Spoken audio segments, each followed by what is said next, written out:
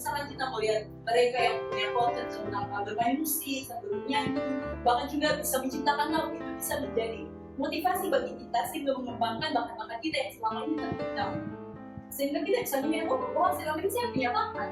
Bahkan juga ada yang merasa bahwa saya tidak punya bakat, saya kesana. Karena kita manusia di lahir itu memiliki bakat dan talenta serta kemampuan masing-masing. Dan juga tentang salah satu teman juga yang berkata bahwa saya memandang dari benar tadi kata saya benar, jangan sampai disayang ya.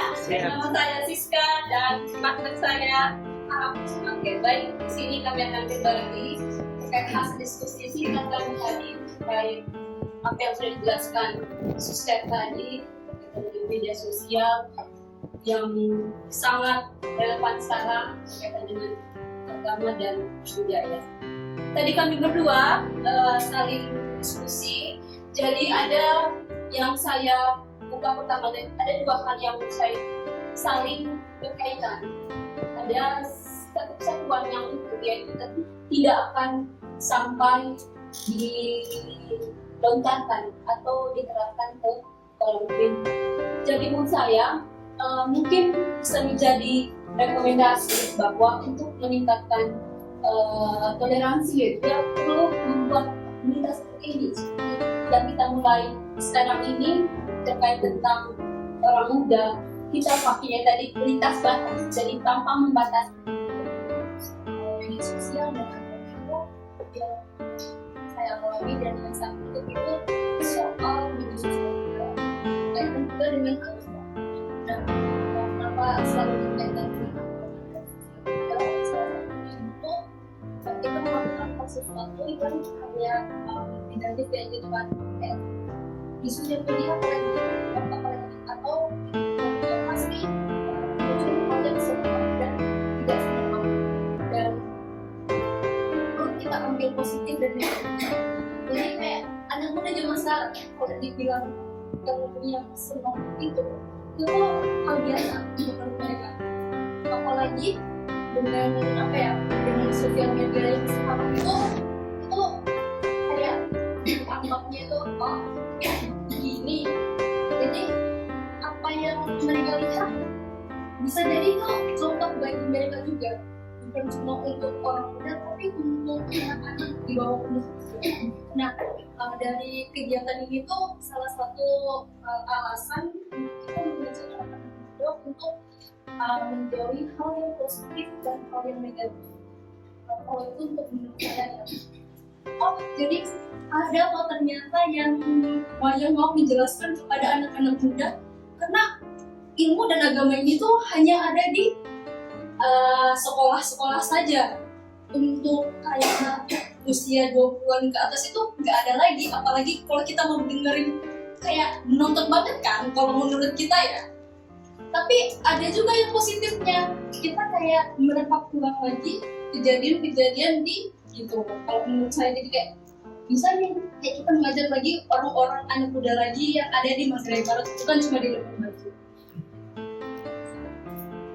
Terima kasih. Baik, di sini kami berdua akan sharing terkait apa yang kami bahas tadi. Pertama mungkin dari saya Fitri. Baik, sekalian. Perkenalkan nama saya Fitri. Kebetulan sekali saya dengan partner saya ini hal yang menyentuh itu berbeda. Mungkin saya lebih ke arah negatif dan saya ini lebih ke arah positif. Jadi yang paling menyentuh dari materi yang saya bawakan itu adalah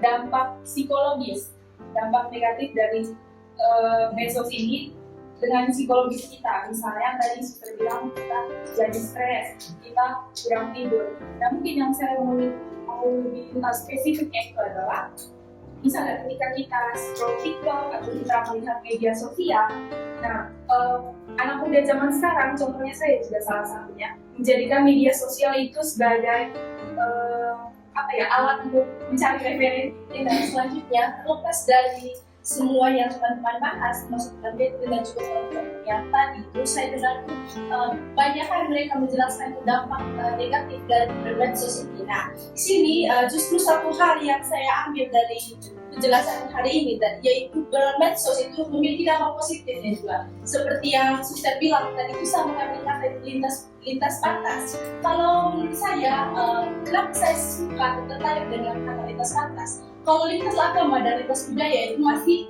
namanya saja lintas agama, berarti hanya sebatas agama, itu juga budaya.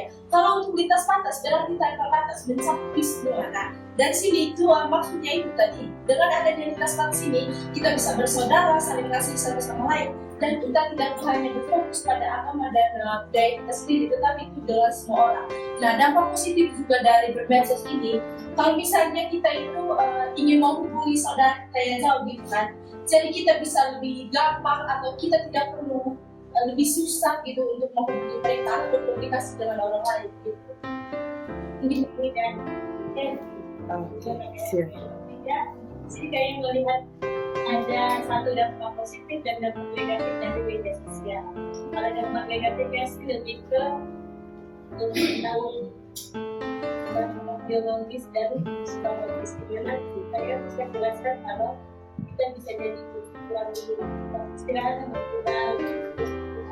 Kalau menurut kami dari masing-masing sudah jelaskan yang Kita juga harus berwaspada. Orang akan memanfaatkan kebaikan kita, keluguhan kita, dan melihat itu sebagai sebuah kelemahan. Bukan baru-baru ini sudah menjadi biasa. Karena tidak konten akun orang itu kita, dan macam-macam lagi. Sekali deh, ada salah.